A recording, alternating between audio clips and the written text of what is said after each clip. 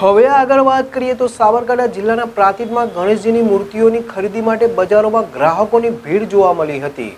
ભાદરવા સુદ ચોથના પવિત્ર દિવસથી ગણેશ ચતુર્થીનો શુભારંભ થઈ રહ્યો છે। દર વર્ષની જેમ આ વર્ષે પણ પ્રાંતિજ શહેર તેમજ પ્રાંતિજ તાલુકાના ગ્રામ્ય વિસ્તારોમાં ગણેશ મહોત્સવની ઉજવણી માટે ધર્મપ્રેમી ભાઈ બહેનો થન ગણી રહ્યા છે।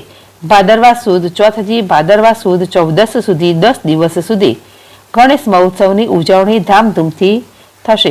ભાદરવા સુદ ત્રીજના દિવસે ગણેશજીની મૂર્તિઓ ખરીદવા ગ્રામ્ય વિસ્તારના લોકોની બજારમાં ભીડ જોવા મળી હતી।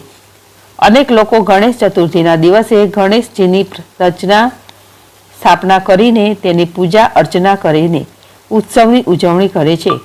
કેટલાક લોકો 1.5 દિવસ 2.5 દિવસ 5 દિવસ સુધી ગણેશજીની પૂજા કરશે વિસર્જન કરતા હોય છે તો વળી કેટલાક લોકો 10 દિવસ સુધી ગણેશજીને પોતાના પરિવાર અને આડોશી પાડોશીને આમંત્રિત કરીને પૂજા અર્ચના અને આરતી કરીને ધન્યતા અનુભવે છે।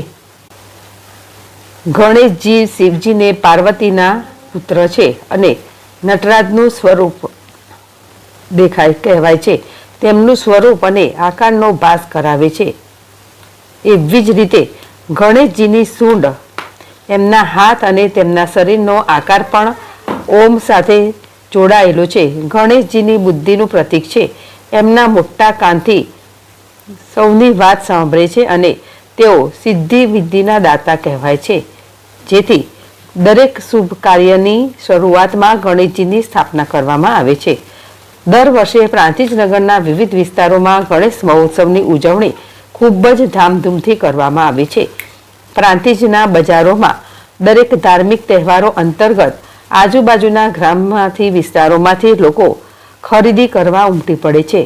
કેટલાક વેપારીઓ ઇકો ફ્રેન્ડલી એટલે કે માટીમાંથી બનાવેલ મૂર્તિઓનું વેચાણ કરતા નજરે પડે છે, પરંતુ મોટાભાગે પ્લાસ્ટર ઓફ પેરિસમાંથી બનાવેલી રંગબેરંગી આકર્ષણ મૂર્તિઓ આકર્ષણનું કેન્દ્ર બની હતી।